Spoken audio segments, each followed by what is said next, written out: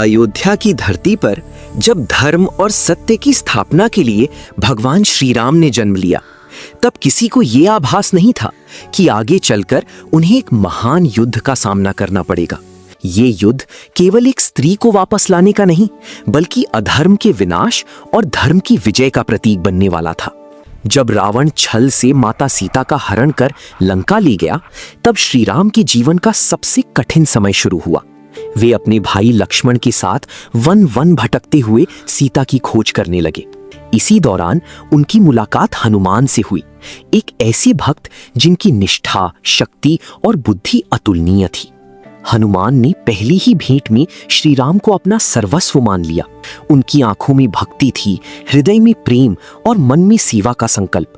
जब सुग्रीव के साथ मित्रता हुई और सीता की खोज के लिए वानर सेना तैयार हुई, तब हनुमान को सबसे महत्वपूर्ण कार्य सौंपा गया, लंका जाकर माता सीता का पता लगाना।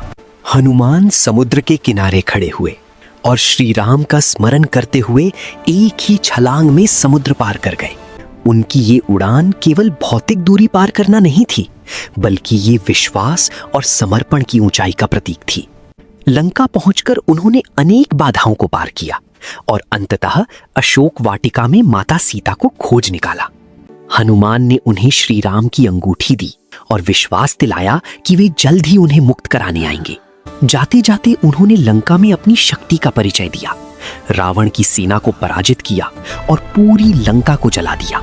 ये संदेश था कि अधर्म का अंत निकट है।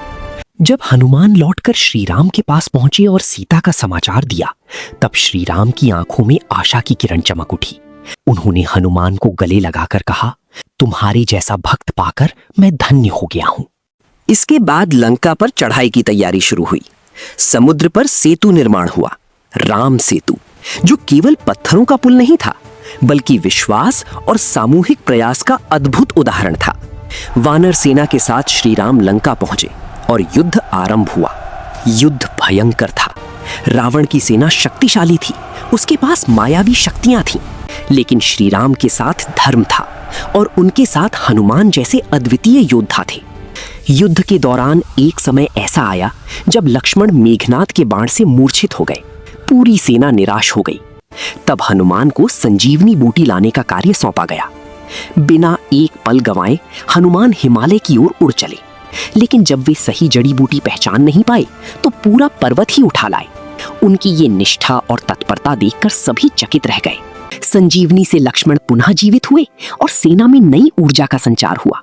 श्री राम ने हनुमान की ओर प्रेम से देखा। उनकी आंखों में आभार और गर्व दोनों थे। अंततः वो दिन आया जब श्री राम और रावण आमने सामने थे। ये केवल दो योद्धाओं का युद्ध नहीं था, बल्कि सत्य और असत्य का अंतिम संघर्ष था। रावण ने अपनी पूरी शक्ति लगा दी, लेकिन श्री राम के दिव्य बाण के सामने वो टिक नहीं सका। जब रावण भूमि पर गिरा, तब लंका में शांति छा गई। अधर्म का अंत हो चुका था। श्री राम ने माता सीता को सम्मान पूर्वक वापस प्राप्त किया और उनकी अग्नि परीक्षा के बाद उन्हें अपने साथ अयोध्या ले जाने का निर्णय लिया। इस पूरी यात्रा में हनुमान का योगदान अमूल्य था। उन्होंने हर कदम पर श्री राम का साथ दिया, एक सेवक, एक मित्र, एक योद्धा और एक सच्चे भक्त के रूप में। अयोध्या लौटने पर श्री राम का भव्य स्वागत हुआ। दीपों से सजी नगरी में हर ओर आनंद और उल्लास था। ये केवल एक राजा की वापसी नहीं थी, बल्कि धर्म की विजय का उत्सव था। अंत में श्री राम ने हनुमान से कहा, मैं तुम्हारा ऋण कभी नहीं चुका सकता। हनुमान ने विनम्रता से उत्तर दिया, प्रभु, आपका सेवक होना ही मेरे जीवन का सबसे बड़ा सौभाग्य है। इस प्रकार ये कथा हमें सिखाती है कि सच्ची भक्ति, निष्ठा और धर्म के मार्ग पर चलने वाला व्यक्ति हर कठिनाई को पार कर सकता है। हनुमान की भक्ति और श्री राम की मर्यादा हमें जीवन में सही दिशा दिखाती है और अंततः सत्य की ही विजय होती है, क्योंकि जहां धर्म है वहीं भगवान का वास होता है।